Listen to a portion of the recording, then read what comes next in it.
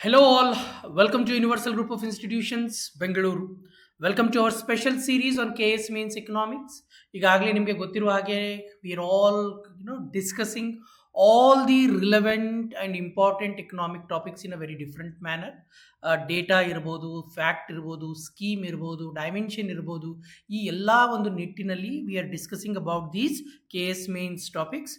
ನಮ್ಮ ಒಂದು ಪ್ರೀವಿಯಸ್ ಕ್ಲಾಸಸ್ಸಲ್ಲಿ we have completed the unit number 3, unit number 5, and right now we are in the unit number 5.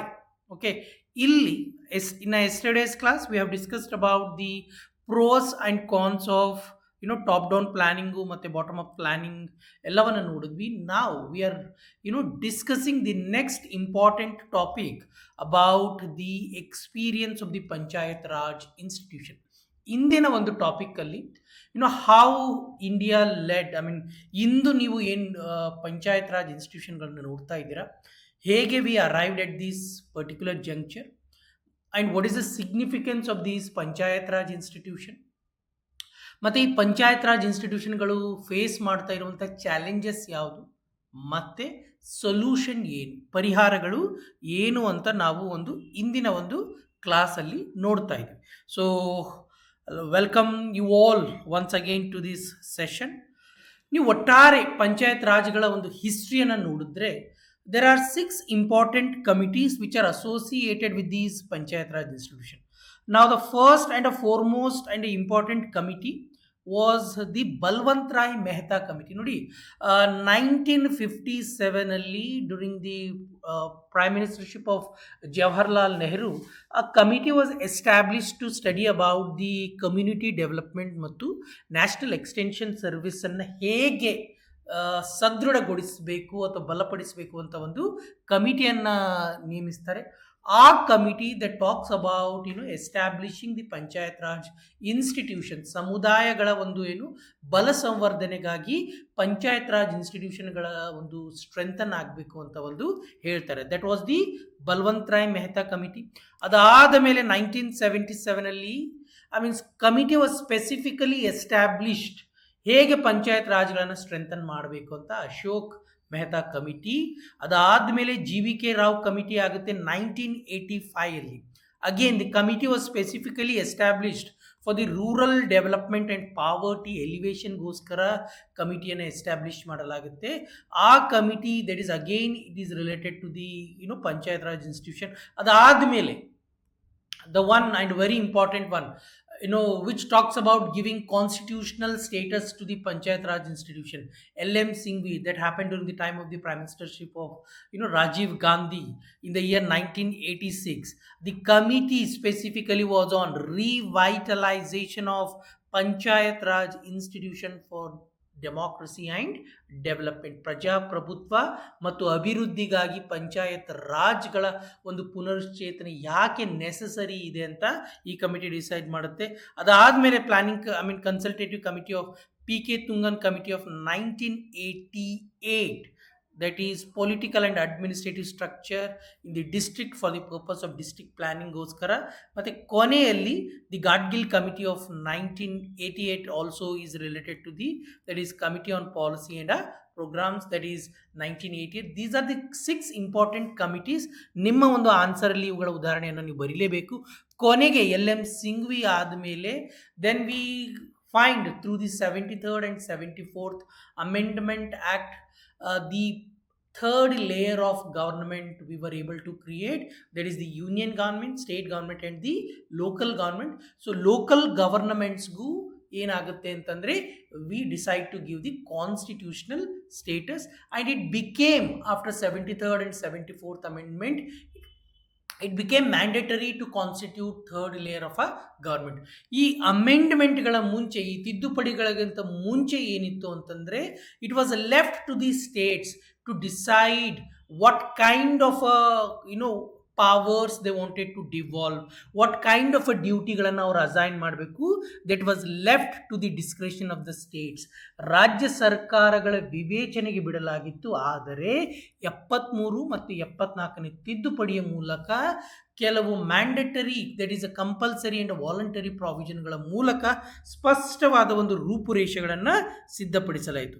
ಹಾಗಾದರೆ what is the significance of the role ಏನು ಅಂದರೆ, first and foremost is something called as the empowering constitutionally. ಅಂತಂದರೆ ಕಾನ್ಸ್ಟಿಟ್ಯೂಷನಲ್ನ ಮೂಲಕನೇ ನೀವು ಸ್ಪಷ್ಟವಾಗಿ ಹೇಳ್ತಾ ಇದ್ದೀರಾ ಎಲ್ಲ ರಾಜ್ಯ ಸರ್ಕಾರಗಳ ಇದು ಕಾರ್ಯ ಅಂತ.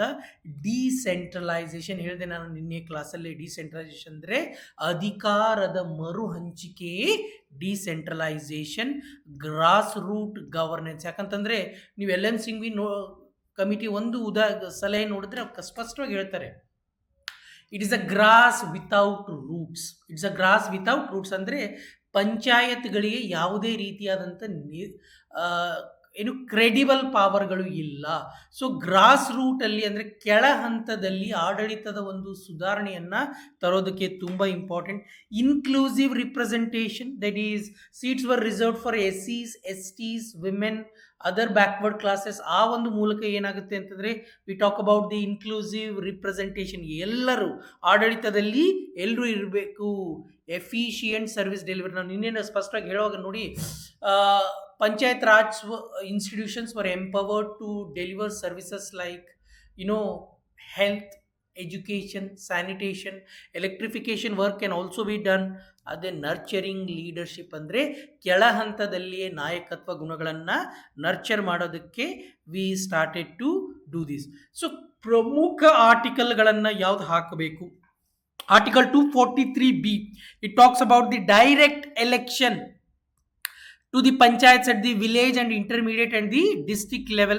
Article 243D ಏನು ಹೇಳುತ್ತೆ? ನಾನು ಹೇಳಿದೆ inclusivity, representation of seats for the scheduled caste and scheduled tribes in the panchayat, as well as the seats for 1/3 seats for also reserved for the ಮಹಿಳೆಯರಿಗೆ ಸೀಟ್ಸ್ಗಳನ್ನು ರಿಸರ್ವ್ ಮಾಡಲಾಗುತ್ತೆ.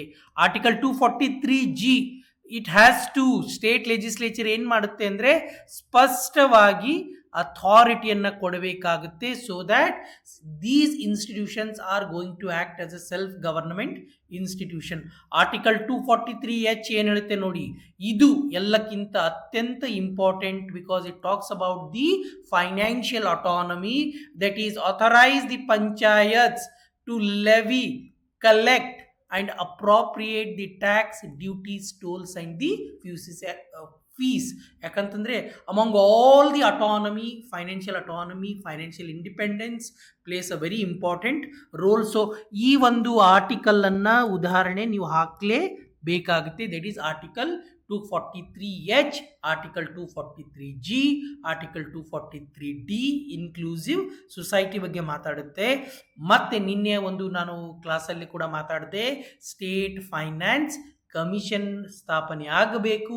ಅದರ ಮೂಲಕ ಪಂಚಾಯತ್ ರಾಜ್ ಸಂಸ್ಥೆಗಳನ್ನು ಹೆಚ್ಚು ಬಲಪಡಿಸಬೇಕಂತ ಮಾತಾಡುತ್ತೆ. ಮತ್ತು ಈ ಪಂಚಾಯತ್ ರಾಜ್ ಇನ್ಸ್ಟಿಟ್ಯೂಷನ್ಗಳಿಗೆ ಪಿರಿಯಾಡಿಕಲಿ ಎಲೆಕ್ಷನ್ ಮಾಡುವುದಕ್ಕೋಸ್ಕರನೇ this talks about establishing an independent and a constitutional state election ಕಮಿಷನ್ನ ಸ್ಥಾಪನೆಗೆ ಕೂಡ ಇದು ಸ್ಪಷ್ಟವಾದಂತಹ ಸಲಹೆಗಳನ್ನು ಕೊಡುತ್ತೆ. ನೋಡಿ, ಅದಾದ ಮೇಲೆ ಸಿಗ್ನಿಫಿಕೆನ್ಸ್ ನಾನು ಮಾತಾಡಿದೆ. ಸಿಗ್ನಿಫಿಕೆನ್ಸಲ್ಲಿ ಸ್ಪಷ್ಟವಾಗಿ ಸಿಗ್ನಿಫಿಕೆನ್ಸ್ ಮಾತಾಡುವಾಗ ಹೇಳಿದೆ, it talks about empowering constitutionally. Article 40 ಕೂಡ ಹೇಳುತ್ತೆ. ನಿನ್ನೆ ಕೂಡ ನಾನು ಆರ್ಟಿಕಲ್ 40 ಬಗ್ಗೆ ಮಾತಾಡಿದೆ. ಡಿಸೆಂಟ್ರಲೈಸೇಷನ್, ಗ್ರಾಸ್ ರೂಟ್ ಗವರ್ನೆನ್ಸ್ಗೆ ಇಂಪಾರ್ಟೆಂಟ್ ಇದೆ.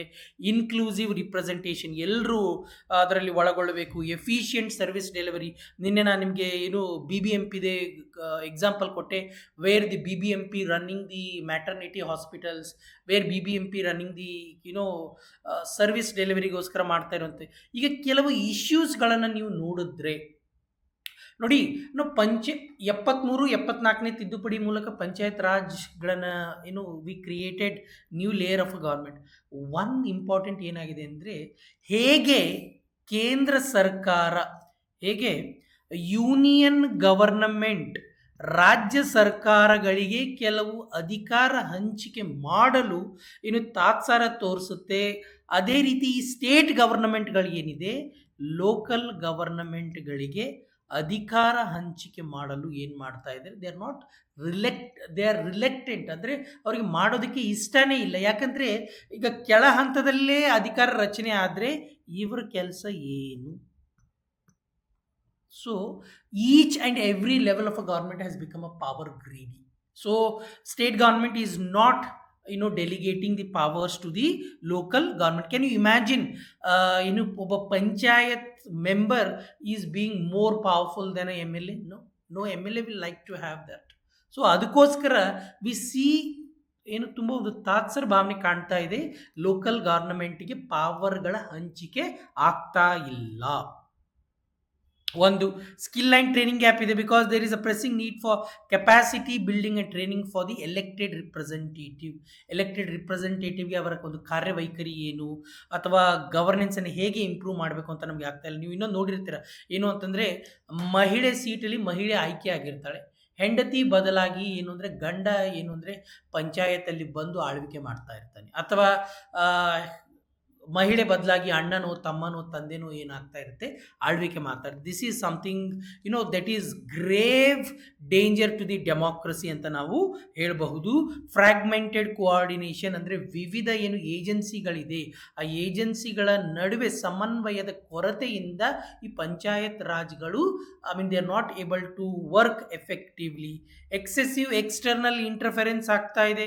What do I mean by bureaucratic control ಇರಬಹುದು, ಅಥವಾ ಸ್ಟೇಟ್ ಗವರ್ಮೆಂಟ್ ಅಫಿಷಿಯಲ್ಸ್ ಇರ್ಬೋದು, ಪಿ ಡಿ ಒಗಳಿರ್ಬೋದು, ಅಥವಾ ಇ ಒಗಳಿರ್ಬೋದು, ಅಥವಾ ಎಮ್ ಎಲ್ ಎಗಳಿರ್ಬೋದು, ಅವರ ಒಂದು ಏನು ಅಂತಂತಂದರೆ ಒಂದು ಎಕ್ಸೆಸಿವ್ ಇನ್ಫ್ಲೂಯೆನ್ಸಿಂದ it is undermining the autonomy and decision making authority of PRI. Ambiguity ಅಂದರೆ ಒಂದು ಸ್ಪಷ್ಟತೆ ಇಲ್ಲ, ಅವರ ಒಂದು ಪಾತ್ರದ ಬಗ್ಗೆ ಸ್ಪಷ್ಟತೆ ಇಲ್ಲ. There is unclear demarcation of responsibility among the 3 tier. ಯಾವುದು?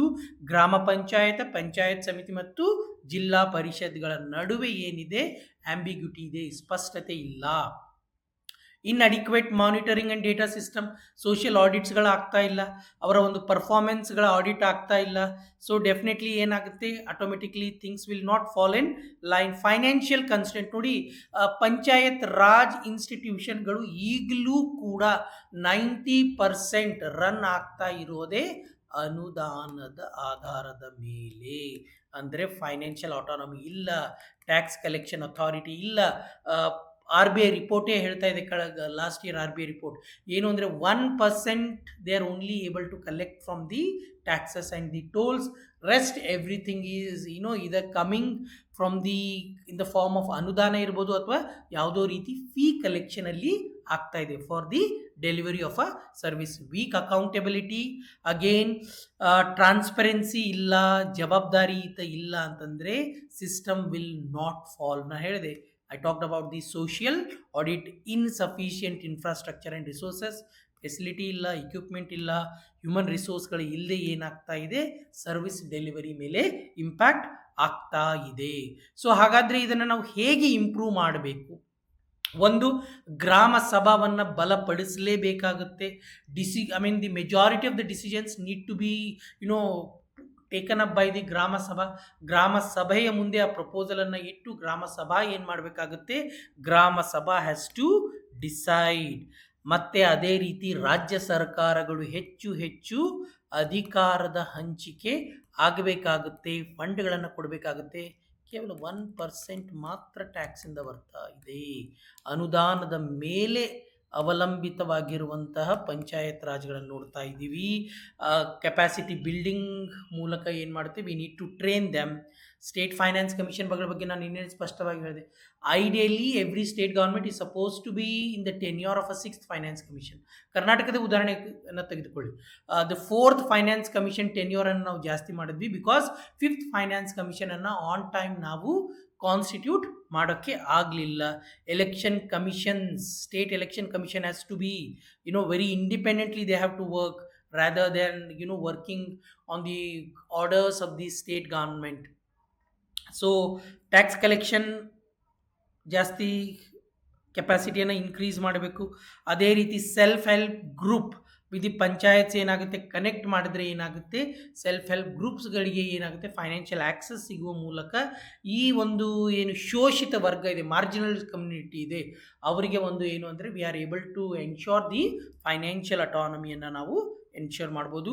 ಮತ್ತು ಡೇಟಾ ಕ್ವಾಲಿಟಿಯನ್ನು ಇಂಪ್ರೂವ್ ಮಾಡಲೇಬೇಕಾಗಿದೆ. ಯಾಕಂತಂದರೆ ನೋಡಿ, without credible data we will not be able to have a better scheme ಇರೋದಕ್ಕೆ ಸಾಧ್ಯ ಆಗೋದಿಲ್ಲ.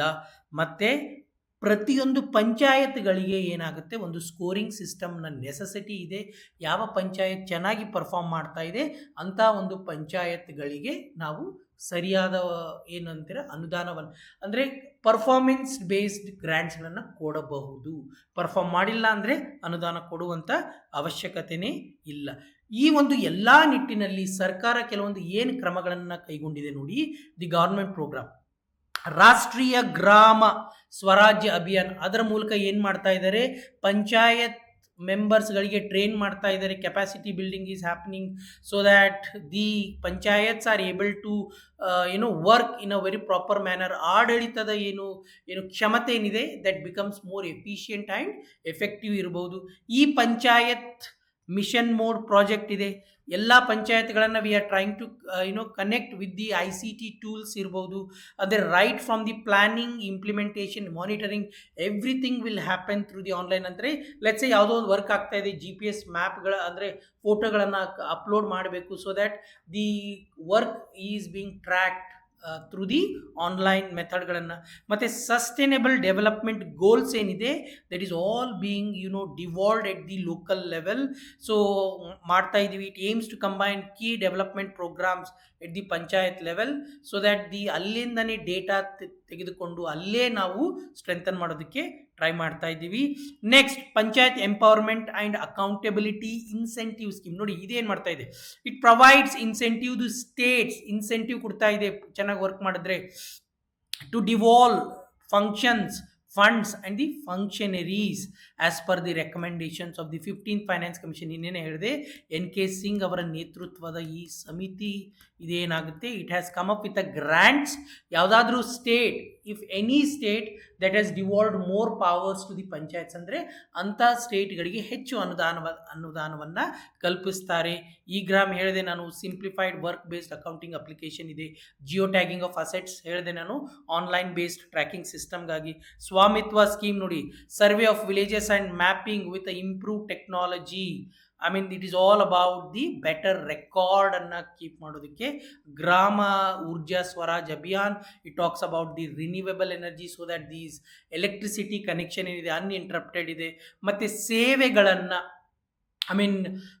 ವಿತಿನ್ ಅ ಟೈಮ್ ಬೌಂಡ್ ಮ್ಯಾನರಲ್ಲಿ ಹೇಗೆ ಸಕಲ ಇದೆ ಅದೇ ರೀತಿ ಸಿಟಿಸನ್ ಚಾರ್ಟರ್ ನೋಡಿ, ಮೇರಿ ಪಂಚಾಯತ್ ಮೇರಿ ಅಧಿಕಾರ್ ಜನ ಸೇವಾಯೇ ಹಮಾರ ದ್ವಾರ ಅಂತಂದರೆ ಜನರ ಒಂದು ಮನೆ ಬಾಗಿಲಿಗೆ ಸೇವೆಗಳನ್ನು ಒದಗಿಸುವ ನಿಟ್ಟಿನಲ್ಲಿ ಈ ಎಲ್ಲ ಕಾರ್ಯಕ್ರಮಗಳನ್ನು ಏನು ಮಾಡಿಲ್ಲ, ಯೂಸ್ ಮಾಡಿಲ್ಲ ಅಂದರೆ ಅಟ್ಲೀಸ್ಟ್ ಸ್ವಾಮಿತ್ವ, ಸಿಟಿಸನ್ ಚಾರ್ಟರ್, ಗ್ರಾಮ Urja, because it talks about the basic electricity.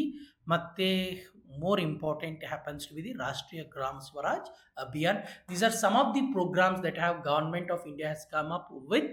So ಇಂದಿನ ಒಂದು ಕ್ಲಾಸಲ್ಲಿ ನಾವು ನೋಡಿದ್ವಿ how the panchayat raj have evolved, ಕಮಿಟೀಸ್ಗಳನ್ನು ನೋಡಿದ್ವಿ, ವಾಟ್ ಇಸ್ ದ ಸಿಗ್ನಿಫಿಕೆನ್ಸ್ ನೋಡಿದ್ವಿ, ಅವರಿಗೆ ಆಗ್ತಾ ಇರುವಂಥ ಪ್ರಾಬ್ಲಮಲ್ಲಿ ಅತ್ಯಂತ ದೊಡ್ಡ ಪ್ರಾಬ್ಲಮ್ ಏನಿದೆ ಈಗಲೂ ಹೇಳ್ತಾ ಇದ್ದೀನಿ ಸ್ಪಷ್ಟವಾಗಿ. ಅವರ್ ಓವರಾಲ್ ಈ ಪಂಚಾಯತ್ಗಳನ್ನು ನೋಡ್ತಾ ಇದೆ, that is being running on the ಅನುದಾನದ ಮೇಲೆ. 86% that is running on the ಅನುದಾನ ಮೇಲೆ ರನ್ ಆಗ್ತಾ ಇದೆ.